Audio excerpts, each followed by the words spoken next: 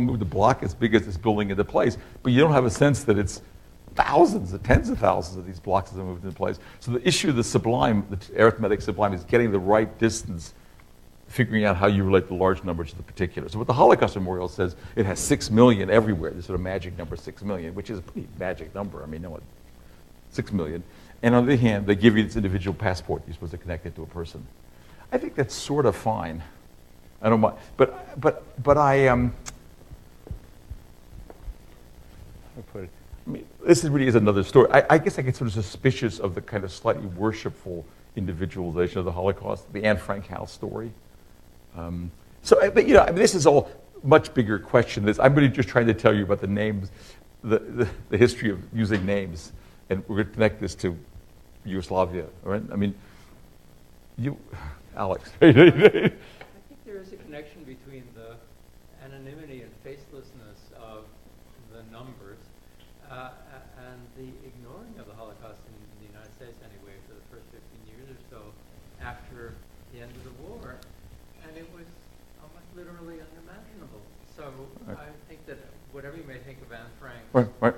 The marketing of Anne Frank, she did, I mean, her story was an individual version, was typical of anything, and it gave a name and a face and a voice, a particular voice, rather curious one, to a mass movement of destruction that suddenly could be identifiable with somebody you might conceive. No, I agree with that, and I think the Eichmann trial. I think the Eichmann trial is probably more important than Anne Frank. The question of what gets remembered when is an interesting question. For example, if you look at memory of the Armenian genocide, there's a huge burst of material right after the Armenian story. So unlike the Holocaust, which is forgotten for the first 15 years, the Armenian story is remembered for the first 15 years and then forgotten. So the question of when it gets, what gets a mass death remembered and forgotten, I think is larger than that. But I certainly take the point that individual story matters. And that's kind of what I'm trying to tell you about. That's the basis of all this. It's just, you know, when I talk about the Holocaust, it's an aesthetic place, and I have in a public space. And so it's a slightly different set of questions. It's like, what do you think of the Martin Luther King Memorial? You know, it's not that we're not all for Martin Luther King. It's what we think of this particular way of putting him on space. That's the in space as well. Okay, so now the corpus delicti. So this is a really important part of human rights inquiry, and I just want to remind you again of what I said at the beginning of the lecture: the connection of the humanitarian narrative and the autopsy as narrative. So that autopsies of bodies tell you about what happens to this body and connect it to a narrative. Autopsy is the story of how a body became dead. Is that okay? Just as a definition. An autopsy is a medical technique, has a huge surge in the 19th century. So a German pathologist named Virchow, V-I-R-C-H-O-W, Rudolf Virchow, was a great social democratic doctor just in social medicine, the welfare of the poor. He is to the autopsy what Haydn was to the symphony. He kind of invented it.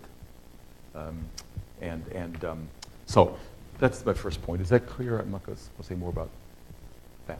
So what I want to say, the irony of these, for human rights purposes, the first human rights investigation, bizarrely enough, was the Katyn Forest inquiry, which I mentioned to you briefly when we talked about Nuremberg, because you remember in the movie, the Russian prosecutors said one of the really horrible war crimes the Nazis committed were killing Polish officers. Now, what happened was that in 1943, I think I told you a little bit before, but let me just briefly go through it. In 1943, the Germans are in a part of Poland which the Russians had occupied, and they're camped somewhere, and a bunch of guys go out digging latrines, and as they're digging latrines, they start finding dead bodies. This is in February 1943, and they found German bullets with these dead bodies, and so they telegram back to Berlin and says, "Did we do this?" And they get a telegram back from no one else, Goebbels themselves, "No, we didn't do it. This was the Russians who were using bullets that they got from us at a time when we were sort of allies in beating up the Poles." So the embarrassing moment for this alliance, but leave that as it may. So the Germans discovered that the communists did this horrible act. So the Germans basically start the first major human rights inquiry, and they actually speak of human rights. And they bring in pathologists from forensic specialists from neutral countries, and they didn't just bring in people who were, and they do an amazingly interesting and thorough and scientifically credible analysis of these bodies, analysis of the plants growing over these bodies. As I say, how many rings were there in these plants, and what did this say about when the plant started, so when the body's buried. I mean, there's a huge amount of forensic science about how fast bodies decay in certain sorts of soil. All this was brought to bear. So as I said, they bring to bear this whole 19th century literature on forensic medicine, developed in policing, other sorts of areas, and say, the Russians did it. And so, by the end of this inquiry, the Germans dug up, and note the precise number because it speaks a lot to the human rights thing too. They dug up 1,134 bodies, of whom 2,914 were identified. And they made sort of propaganda of this. If the Soviets succeed, they will do Katyn everywhere, sending this out into their conquered countries. So this becomes the great Nazi human rights propaganda victory, using the techniques that you're going to see in a moment in Yugoslavia and Rwanda and the Argentine. So they were the first. Now, I just want to say a footnote about this. This issue of exhuming the dead in Poland continues to be a live issue in other contexts. So, for example, a parallel investigation didn't happen in a place called Jadwabne, Jadwabne, where 1,600 Jews were killed, were murdered, not by the Nazis, but by their Polish neighbors in a great pogrom during the war.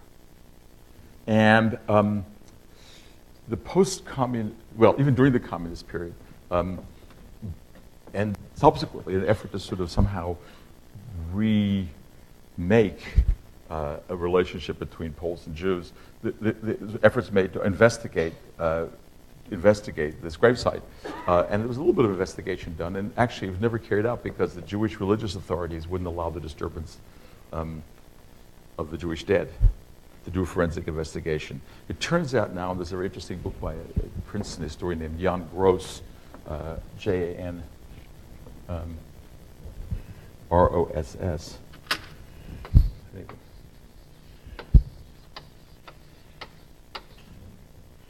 which shows that actually it was done by neighbors. It was not done by the Germans. And evidence, he presents some forensic, mostly non-forensic evidence. So the issue of digging up the dead in Poland is still an issue. It's still being. I mean, I think Gross's books are nailed. That was 2003, but it's still a major question. What the dead means. Okay, so now we're taking this story into the actual juridical processes that we've talked about. So there are exhumations of the former Yugoslavia, there are exhumations in the Argentine, there are exhumations in Rwanda. In fact, when we get to in South America, there have been exhumations in 14 Latin American countries in the investigation of human rights abuses. Some of them, for example, El Mazot in El Salvador, were ones where America had a complicity. So it's actually an investigation of American role in the perpetration of human rights abuses in Central America. So I'll talk to you a little bit more about the Argentine and Latin American case next week. But what I wanted to say right now is that this is done in the context of the proceedings in the International Court of Justice in The Hague, the Special Tribunal for the former Yugoslavia.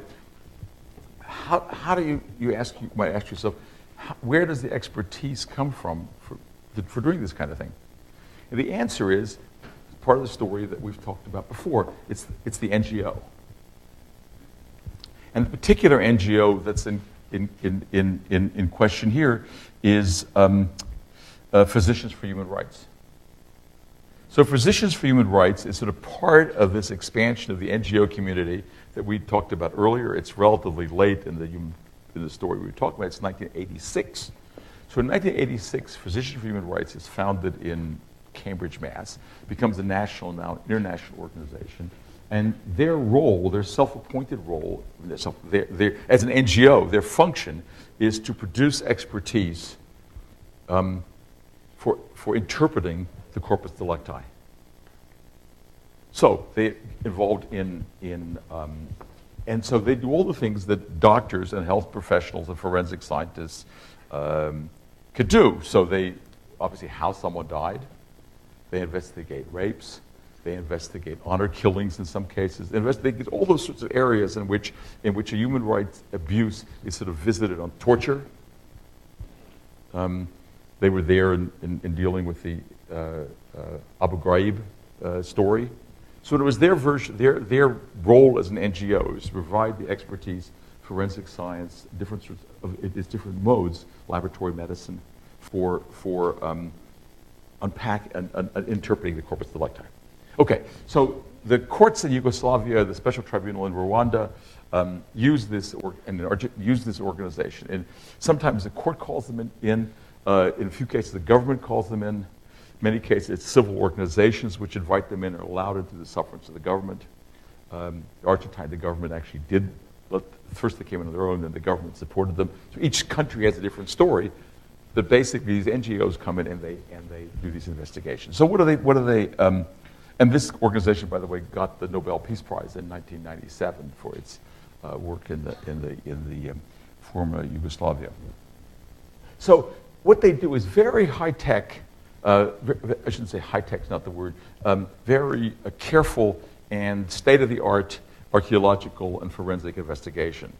So this is not just the sort of random digging up of a body and checking it out. This is done with the most sophisticated archaeological techniques, with GPS mapping, of stratigraphy. In other words, it's done at the very highest level of archaeological and forensic techniques. As you'll see, clothes are noted. I mean, all sorts of aspects of it. And they actually do nail how someone died. So to give you an example, it's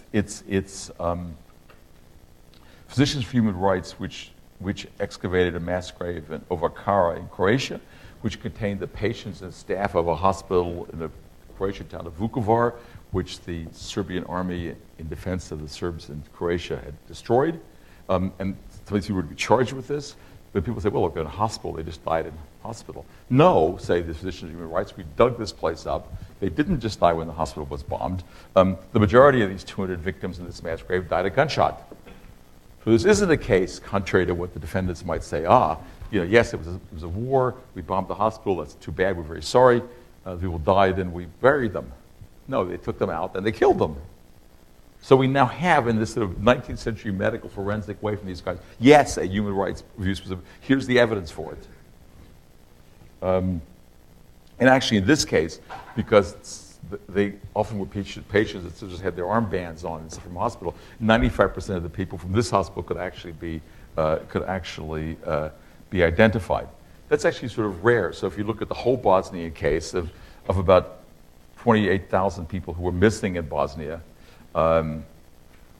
only less than a little more than half have been found, and about a third have been identified. So